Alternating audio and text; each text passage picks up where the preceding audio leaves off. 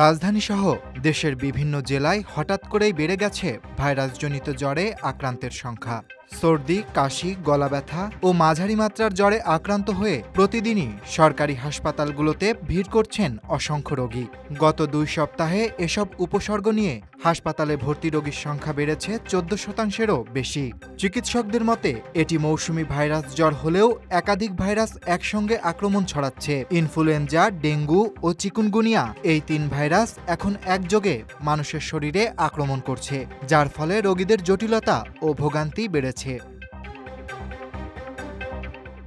এই জ্বরে সাধারণত একটি পরিবারের একজন প্রথমে আক্রান্ত হচ্ছেন। ২৪ থেকে ৪৮ ঘন্টার মধ্যেই একই পরিবারের অন্যরাও হাসপাতালে আসছেন একই উপসর্গ নিয়ে: জ্বর, গলা ব্যথা, মাথা ভার, শরীর ব্যথা এবং হালকা কাশি। ঢাকা মেডিকেল কলেজ হাসপাতালের পরিসংখ্যান অনুযায়ী জুলাই মাসের প্রথম ১৪ দিনে যেখানে রোগীর সংখ্যা ছিল ৮,০০০-এর মতো, সেখানে মাসের শেষ অর্ধে তা বেড়ে দাঁড়িয়েছে ৯,৫০০-র বেশি। এ সময়ে ভাইরাস জ্বর নিয়ে ৭৫,০০০-এর বেশি পরীক্ষা নিরীক্ষা করা হয়েছে। রাজধানীর মুগদা মেডিকেল কলেজ হাসপাতালেও একই চিত্র।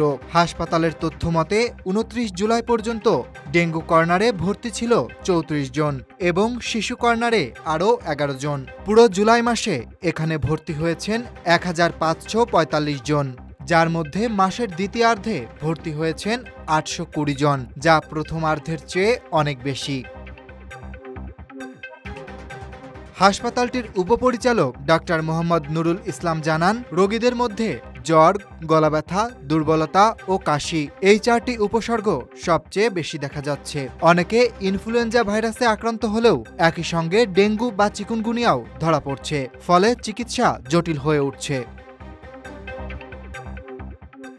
ভাইরাস জ্বর, ডেঙ্গু ও চিকুনগুনিয়ার উপসর্গ একে অপরের সঙ্গে মিলে যাওয়ায় বিভ্রান্তি তৈরি হচ্ছে। বাংলাদেশ মেডিকেল বিশ্ববিদ্যালয়ের ইমেরিটাস অধ্যাপক ডক্টর এবিএম আব্দুল্লাহ বলেন, চিকুনগুনিয়ায় হাড়ের সন্ধিতে তীব্র ব্যথা ও র্যাশ দেখা দেয়। ডেঙ্গুতে চোখের পেছনে ব্যথা, পাতলা পায়খানা ও পেট ব্যথা হয়। তবে সাধারণ ভাইরাস জ্বর হলে শুধু প্যারাসিটামলই যথেষ্ট, অ্যান্টিবায়োটিক খাওয়া উচিত নয়।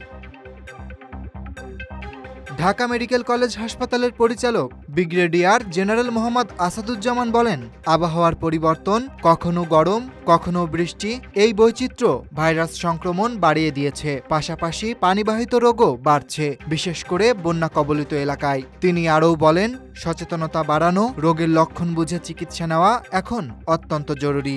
না হলে সাধারণ ভাইরাস জ্বরও বড় বিপদের কারণ হয়ে উঠতে পারে। Aritra Basu, desk report.